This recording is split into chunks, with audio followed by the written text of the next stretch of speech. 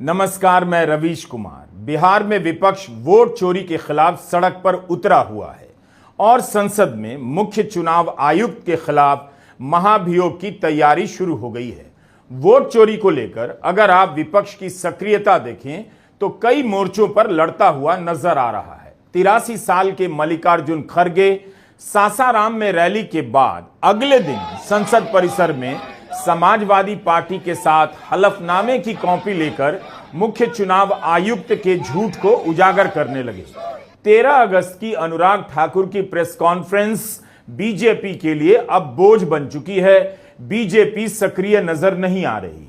विपक्ष लगातार आगे बढ़ता जा रहा है। महाराष्ट्र से लेकर लोकसभा चुनावों के नतीजे संदेह के घेरे में आ चुके हैं। मुख्य चुनाव आयुक्त ज्ञानेश कुमार ने सवालों का अंबार पैदा कर दिया। उनके जवाब का मजाक उड़ने लगा है। राहुल गांधी और तेजस्वी यादव आक्रामक होते जा रहे हैं। ट्विटर पर जाकर देखिए तो ज्ञानेश कुमार के दावों की धज्जियां उड़ाई जा चुकी हैं। इन सब के बीच आईटी सेल की ताकत से लैस गोदी मीडिया के समर्थन से खड़ी बीजेपी खामोश हो गई है। राहुल गांधी ने प्रेस कॉन्फ्रेंस की बातों को जनता के बीच उछालना शुरू कर दिया है। कुल मिलाकर खबरों से इन मामलों को दबाने का पूरा प्रयास फेल हो चुका है। वोट चोरी का आरोप लोगों के बीच तेजी से पसरता जा रहा है। ये अंबेडकर जी का संविधान, महात्मा गांधी का संविधान, उसको बचाने की लड़ाई है। ये भूलिए मत। संविधान में लिखा है कि हर नागरिक, हर एक हिंदुस्तान के नागरिक को एक वोट मिलेगा और इलेक्शन कमीशन जिंदों को मार रहा है। देखा आपने मेरा वीडियो? देखा? जहां पे मरे हुए लोगों के साथ में चाय पी रहा हूं। इलेक्शन कमीशन ने जिंदा लोगों को मार दिया। आज में मिला जिन्होंने पिछले चुनाव में वोट किया, वोटर लिस्ट पे नाम था उनका, 4-5 चुनाव में वोट किया है, उनका नाम काट दिया। मैंने उनसे पूछा तुम्हारा नाम क्यों काटा? कहते ऊपर से ऑर्डर आया है। ऊपर से ऑर्डर आया, किसका ऑर्डर? नरेंद्र मोदी का ऑर्डर, इलेक्शन कमीशन का ऑर्डर। महाभियोग से क्या होगा? यही होगा कि संसद में चुनाव आयोग और मुख्य चुनाव आयुक्त ज्ञानेश कुमार की दलीलों को लेकर शानदार बहस हो जाएगी। तब शायद देखने को मिलेगा कि बीजेपी आज के उदाहरणों से इसका जवाब दे पाती है या 50 साल पहले की घटनाओं से जवाब देने आती है। लोकसभा और राज्यसभा में बिहार में एसआईआर को लेकर चर्चा अभी तक स्वीकार नहीं हुई है, लेकिन महाभियोग अगर आ गया तो चर्चा करनी पड़ जाएगी। इस बहस का एक फायदा तो होगा कि जनता चुनाव आयोग की दलीलों का महा ऑपरेशन देख सकेगी। 17 अगस्त की प्रेस कॉन्फ्रेंस पर हमने उसी वक्त 34 मिनट से ज्यादा का वीडियो बनाया, लेकिन अब लगता है कि ऐसे कई वीडियो बनाने की जरूरत है। वोट का अधिकार संकट में है, चुनाव चोरी होने के आरोप लग रहे हैं, चुनाव आयोग ठोस जवाब नहीं दे पा रहा है, मुख्य चुनाव आयुक्त पर झूठ बोलने के आरोप लग रहे हैं। यहां संसद परिसर में इंडिया गठबंधन के सांसद हलफनामा लेकर यही तो कह रहे हैं। मुख्य चुनाव आयुक्त ज्ञानेश कुमार ने देश के सामने झूठ बोला। यह उस हलफनामे की कॉपी है जो चुनाव आयोग को 2022 में दी गई। 18,000 वोटर के नाम काटे गए थे। उन सभी ने शपथ पत्र दिया, जिसके बारे में मुख्य चुनाव आयुक्त ने कह दिया कि कोई हलफनामा नहीं मिला है। कांग्रेस अध्यक्ष मल्लिकार्जुन खड़गे, समाजवादी पार्टी के राष्ट्रीय अध्यक्ष अखिलेश यादव, तृणमूल सांसद अभिषेक बनर्जी, सागरिका घोष, कल्याण बनर्जी, महुआ मोइत्रा, डीएमके सांसद कनिमोई सहित कई सांसद हलफनामे का मॉडल लेकर प्रदर्शन करने लगे। मुख्य चुनाव आयुक्त से जब पूछा गया कि अखिलेश यादव ने हलफनामा दिया है तब एक्शन क्यों नहीं लिया गया, इसके जवाब में उन्होंने कह दिया सपा की तरफ से कोई हलफनामा नहीं मिला है। 4 घंटे के बाद अखिलेश यादव ने हलफनामा जमा करने की डिजिटल रसीद ट्वीट कर दी और 18 अगस्त को पत्रकारों के बीच हलफनामे के प्रिंटआउट बांटने लग गए। अखिलेश यादव ने कहा कि अगर पहले ही एक जिलाधिकारी को निलंबित कर दिया गया होता तो पूरे देश में यह खेल रुक जाता। अब आप देखिए कुर्सी, शाहगंज, छिबरामऊ, श्रावस्ती, मणियाऊ, कितने कम डिफरेंस से हम चुनाव हार गए। और डिलीटेड वोट ये दिखाई दे रहे हैं, कितना डिलीटेड वोट है। ये तो वो कम समय में हम आइडेंटिफाई कर पाए। अगर हमें ये जिस फॉर्म में हम लोग चाहते हैं वोटर लिस्ट, हमें उसी फाइल में मिल जाए तो हम ज्यादा ढूंढ करके दे सकते हैं। और 19 में जो वोट डाले हैं 22 में कट गया। अगर वोट बनवाने का एक प्रोसीजर है तो वोट कटवाने का भी एक प्रोसीजर है। हमारी डिमांड केवल इतनी है कि एक जिलाधिकारी को सस्पेंड कर दो आप, पूरे देश में एक भी वोट नहीं कटेगा। ये कागज है, एफिडेविट है, रिसिप्ट है, आप एक भी डीएम को सस्पेंड कर दिए। और ये लंबी सूची है। 2017 में जब चुनाव हुआ, इलेक्शन कमीशन ने न जाने कितने अधिकारी हटाए। 19 में अगर एक भी अधिकारी हटाओ तो बता दो, 22 में अगर एक भी अधिकारी हटाओ बता दो, 24 में एक भी अधिकारी हटाओ तो बता दो।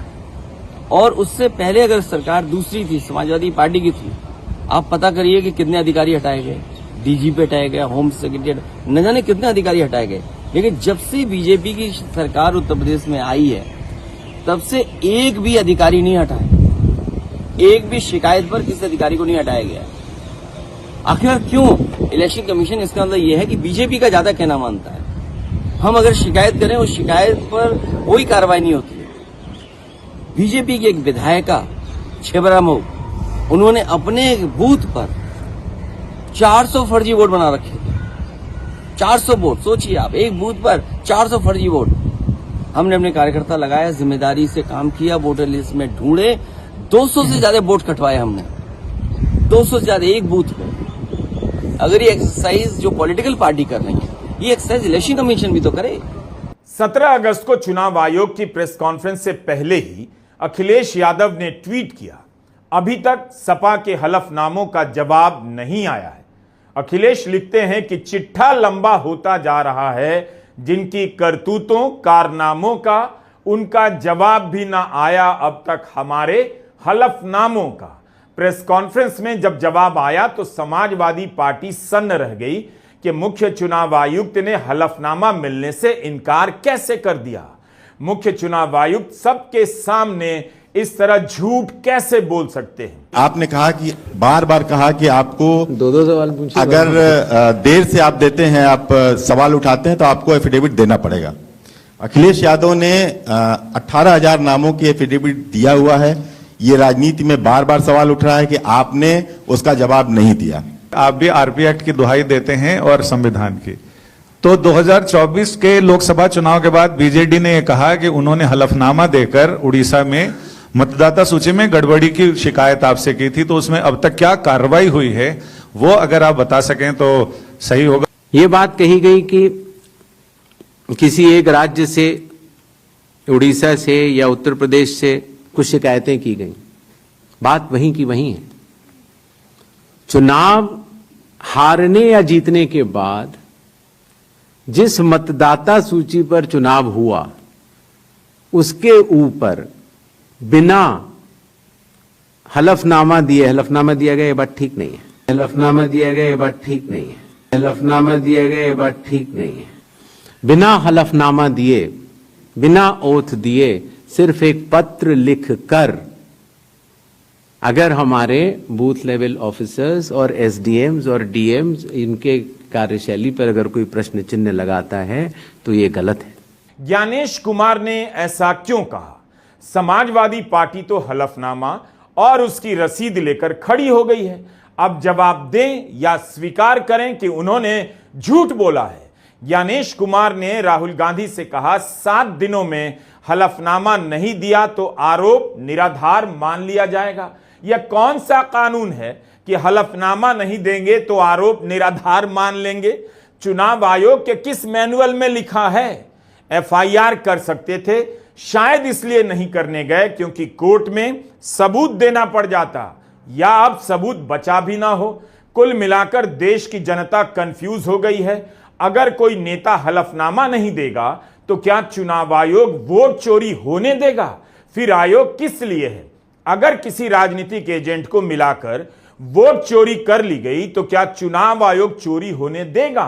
फिर तो राजनीतिक एजेंट को ही इलेक्शन कमिश्नर घोषित कर दिया जाए और उसे बंद गला का सूट सिलवाकर मुफ्त में दे दिया जाए। सर, जैसा कि आपने कहा राहुल गांधी के बारे में कि हलफनामा देना होगा या देश से माफी मांगनी होगी 7 दिन के अंदर, नहीं तो हम मानेंगे सारे आरोप निराधार हैं। अगर राहुल गांधी ऐसा नहीं करते हैं तो क्या भ्रम की स्थिति ऐसी देश में फैली रहेगी? चुनाव आयोग अपने स्तर पे क्या इस बात को कंफर्म करेगा कि जो वोटर लिस्ट हमारी है वो बिल्कुल ओके है और आरोप निराधार हैं? 17 अगस्त की प्रेस कॉन्फ्रेंस को चुनाव आयोग के पतन का एक ऐतिहासिक दस्तावेज कहा जाने लगा है। अगर आपको यह जानना है कि भारत का चुनाव आयोग आपके भरोसे के लायक है या नहीं, तो सिर्फ 1.5 घंटे के वीडियो से आप जान सकते हैं।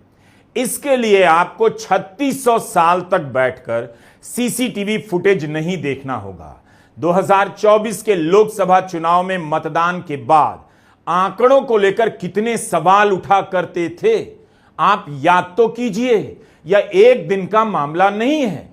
उस समय मतदान का आंकड़ा देरी से जारी किया गया। 2019 में रिकॉर्ड 67.40% मतदान हुआ, लेकिन 2024 में कम होकर 65.79% पर आ गया।